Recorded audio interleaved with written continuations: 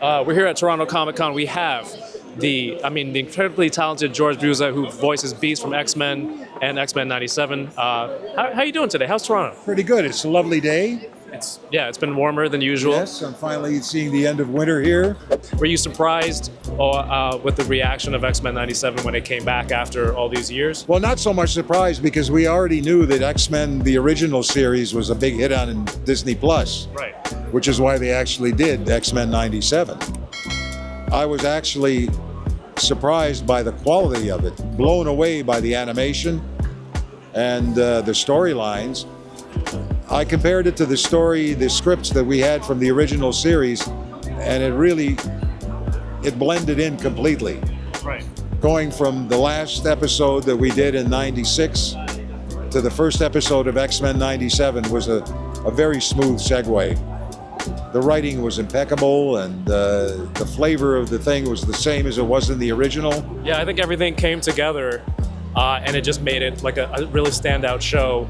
Because not all sequels or continuations always keep it at the same level, but 97 definitely, I think, brought it to a higher quality. What is it about X-Men, the cartoon, or the stories that they're telling that you think is able to last first in the 90s to now, everything that's happening today? Well, it's very simple. It's the state of the world. Right. I mean, our show is about inclusivity, acceptance, tolerance, coexistence, and I think those are all the elements that this world is lacking. And if we have anything to say about how we can make this world a little bit better place to live, that is the goal of the show. Right. And there's no other show on television that has that kind of quality.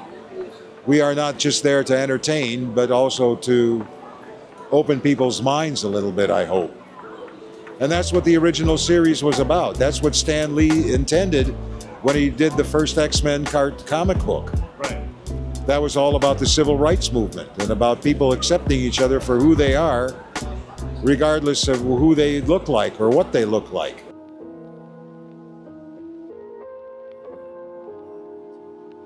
Yeah, very relevant today as well, and I think a lot of people kind of gravitate towards that because they can relate to those stories, and it's just crazy sometimes when you see those stories or people who don't get that point. It kind of goes over their head. They don't get those parallels. It's tough to see sometimes. It's very tough to see, and it's even tougher to live in such a world where there is so much intolerance. Because everybody in their life has had some sort of brush with being bullied. Right. And that's why I identified with the character of Beast, because as a young kid, growing up in the 1950s, I was overweight.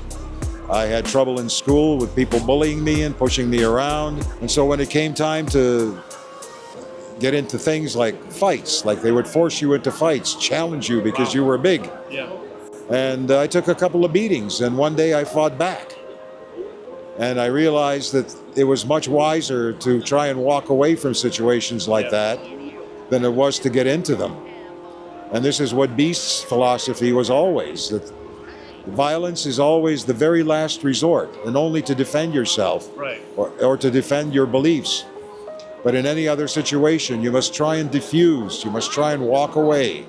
And I identified with that character so deeply.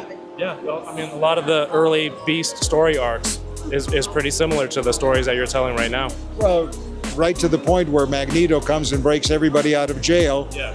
And Beast refuses to go, and he closes the bars back up and says, no, I want my day in court because justice must prevail. Yeah, that's a very powerful scene for animation that's supposed to go out to children on a Saturday morning. Hey, well, thank you so much for taking some time out to chat with us today. I appreciate it. Thank you. Thank you.